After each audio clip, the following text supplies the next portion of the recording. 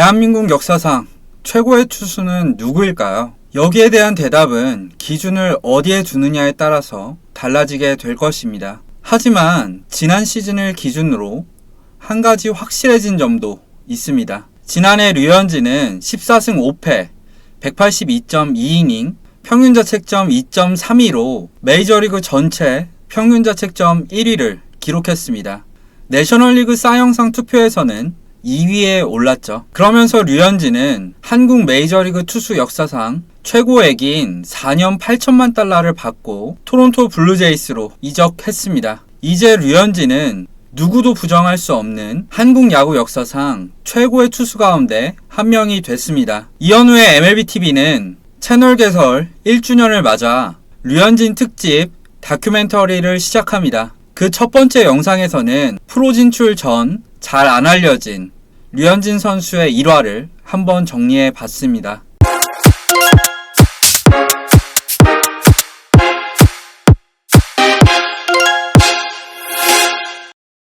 그 네 번째 영상에서는 류현진의 메이저리그 진출 초창기 2013년, 2014년 활약에 대해서 살펴보도록 하겠습니다. 지금은 웃으면서 얘기할 수 있지만 사실 류현진의 메이저리그 진출 초기는 마냥 순탄하지만은 않았습니다.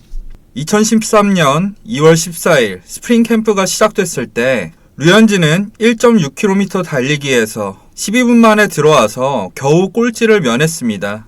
그것도 운동장을 가로질러서 달리는 편법을 썼었죠. 이런 류현진의 행동에 당시 다저스의 감독이었던 매팅리는 상당히 불쾌감을 표시했었습니다. 류현진의 달리기가 어느 정도로 느린 거냐면 운동을 안 하는 일반인도 1.6km를 달리면 보통 8분 정도밖에 걸리지 않습니다. 당시 류현진의 기초 체력이 얼마나 현지에서 나쁘게 평가받았는지 알 수 있는 대목이죠. 그리고 또 한 가지 화제가 됐던 것은 담배였습니다. 그날 류현진은 불펜 피칭을 하는 곳 바로 옆에서 담배를 폈었는데요. 그게 현지 언론의 눈에 띄면서 상당히 문제가 생겼었죠.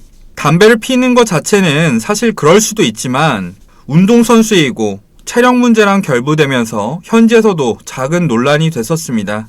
하지만 불펜 피칭을 하고 나자 현지 평가가 달라지기 시작했습니다. 우선 매팅리 감독과 허니커 투수 코치가 류현진의 부드러운 투구 폼과 체인지업을 칭찬했고요. 호흡을 맞춘 앨리스도 류현진의 제구를 칭찬했습니다. 이후 팀 동료들 사이에서도 친화력을 보여주면서 류현진에 대한 호평이 늘어나기 시작했습니다. 한편 시범경기 성적 역시 비슷하게 흘러갔는데요. 시범경기 첫 4경기에서 류현진은 10.2이닝 동안 7실점으로 부진했었습니다. 하지만 류현진은 마지막 3경기에서 16.2이닝 동안 3실점에 그치면서 시범경기 평균자책점 3.29로 시범경기 기간을 마쳤습니다. 그리고 류현진은 4월 3일 샌프란시스코 자이언츠를 상대로 데뷔전에서 6.1이닝 동안 피안타 10개, 3실점, 1자책점을 기록했습니다. 사실 피안타가 많았고 결국 패전 투수가 되긴 했지만 투구 내용 자체는 나쁘지 않았었는데요. 류현진은 바로 다음 등판에서 피츠버그를 상대로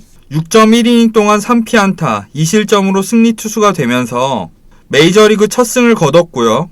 이후 안정세를 찾으면서 시즌 후반으로 갈수록 점점 더 좋은 투구를 보여줬었습니다. 특히 5월 29일에는 LA 에인절스를 상대로 빅리그 첫 완봉승을 거두기도 했습니다. 그 결과 10승에 3점대 후반 평균자책점만 기록해도 다행이라는 많은 전문가들의 예상을 깨고 류현진은 14승 8패, 192이닝, 평균자책점 3.00이라는 뛰어난 성적으로 정규 시즌을 마칠 수 있었습니다. 이는 클레이튼 커쇼와 잭 그레인키에 이어 팀 내 선발 투수 가운데 3번째로 좋은 성적이었는데요. 사실 다저스가 아니라 다른 팀이었다면 충분히 1선발을 맡을 수도 있을 만한 성적이었죠. 이 당시 다저스의 1-2-3 펀치는 한국에서도 선풍적인 인기를 끌었었는데요. 생긴 거라던가 성격, 성적면에서 서유기의 선호공과 저팔계, 사오정을 연상시킨다는 얘기가 많았었죠. 삼장법사는 당연히 매팅리였고요. 어쨌든 이 세 투수에 힘입어 다저스는 2009년 이후 4년 만에 지구 우승을 차지하면서 포스트 시즌에 진출했었는데요. 아쉽게도 내셔널리그 챔피언십 시리즈 6차전에서 가을 좀비 세인트루이스에게 패하면서 월드시리즈 진출에는 실패했었습니다. 이해 한국 투수 역대 최초로 포스트 시즌에 선발 등판한 류현진은 첫 경기에선 애틀란타를 상대로 3이닝 동안 4실점에 그치면서 부진했지만 두 번째 경기에선 세인트루이스를 상대로 7이닝 무실점, 호투를 펼치면서 바로 만회했었습니다. 그리고 시즌 후 류현진은 내셔널리그 신인왕 4위에 오르게 됩니다. 류현진의 2013 시즌이 의미가 있었던 이유는 KBO 리그 최고의 투수는 메이저리그에서도 에이스급 활약을 펼칠 수 있다는 것을 처음으로 입증한 해였기 때문입니다. 하지만 류현진이 메이저리그 첫 해부터 활약을 펼칠 수 있었던 진짜 이유는 메이저리그 진출 후 빠르게 투구 스타일 변화를 가져갔기 때문이기도 했습니다. 우선 KBO 리그 시절 류현진은 패스볼에 완급 조절을 하면서 최대한 많은 이닝을 소화하는 데 초점을 뒀었습니다. 그러다 보니까 패스볼 평균 구속은 143km대에 머물렀죠. 메이저리그 진출 초기에는 KBO 리그에서 하듯이 던지니까 류현진은 피안타가 많았었습니다. 그러자 류현진은 완급 조절을 하지 않고 한 구 한 구 전력 투구로 던지면서 이닝을 적게 먹더라도 최대한 실점을 억제하는 쪽으로 투구 스타일을 바꿨습니다. 그러다 보니까 최고 구속은 똑같았지만 류현진은 평균 구속이 약 2km에서 3km 증가했고요. 그때부터 메이저리그에서도 뛰어난 활약을 펼치기 시작했죠. 물론 KBO 리그 시절보다 이닝 소화력은 어쩔 수 없이 줄어들긴 했지만요. 두 번째로 KBO 리그에서 류현진은 9이닝당 탈삼진이 10개가 넘는 파워 피처였습니다. 하지만 메이저리그에선 그렇지 않았죠. 메이저리그 진출 후 류현진의 9이닝당 탈삼진은 7개대로 떨어졌는데요. 그러자 류현진은 땅볼 비율을 높이고 맞춰 잡는 형식으로 투구 스타일을 바꿨습니다. 자유자재로 그렇게 투구 스타일을 바꿀 수 있었던 이유는 류현진의 체인지업에서 찾을 수 있죠. 류현진은 다른 구종은 몰라도 체인지업만큼은 메이저리그에서도 최정상급이었습니다. 그 증거로 2013년 류현진의 체인지업은 팬그래프닷컴 기준 구종 가치에서 20.1점을 기록하면서 콜 해머스에 이어 전체 2위를 기록했었습니다. 데뷔 시즌 류현진은 이런 체인지업을 활용해서 타자의 타이밍을 빼앗고 헛스윙 또는 범타를 유도하는 전략을 주로 썼었는데요.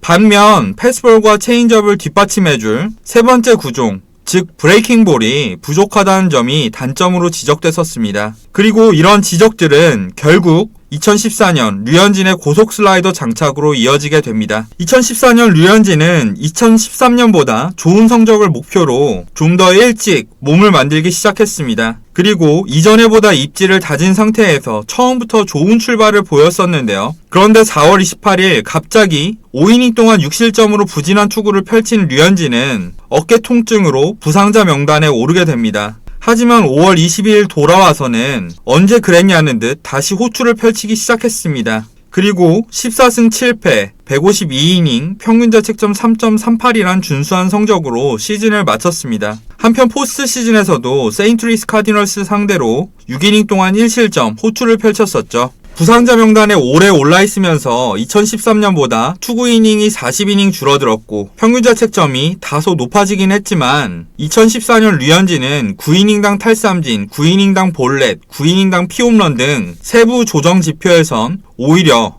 2013년보다 좋아지는 모습을 보였습니다. 그 덕분에 팬그래프 기준 WAR, 즉 대체 선수 대비 기어 승수에서도 4승으로 데뷔 시즌 3.8승보다 발전한 모습을 보여줬었죠. 그 비결은 팀 동료인 커쇼에게 배운 고속 슬라이더에 있었습니다. 이렇게 류현진이 2년 연속 뛰어난 활약을 펼쳤었는데요. 하지만 불안한 점도 많았었습니다. 5월 한 차례 어깨 통증으로 부상자 명단에 오른 점도 문제였지만 9월 13일 다시 한번 최악의 투구를 펼치고 어깨 통증을 느끼면서 포스트 시즌 전까지 등판하지 못했었고요. 무엇보다도 주무기인 체인지업이 밋밋해졌었습니다. 실제로 2014년 류현진의 체인지업은 구종 가치에서 전년도 대비 22점이나 하락한 마이너스 1.9점을 기록하는 데 그쳤었죠. 그리고 이런 불길한 예상은 결국 최악의 시나리오로 흘러가게 됩니다. 2015년 5월까지 어깨 통증이 이어지면서 류현진이 결국 왼쪽 관절하순 수술을 받게 된 것입니다.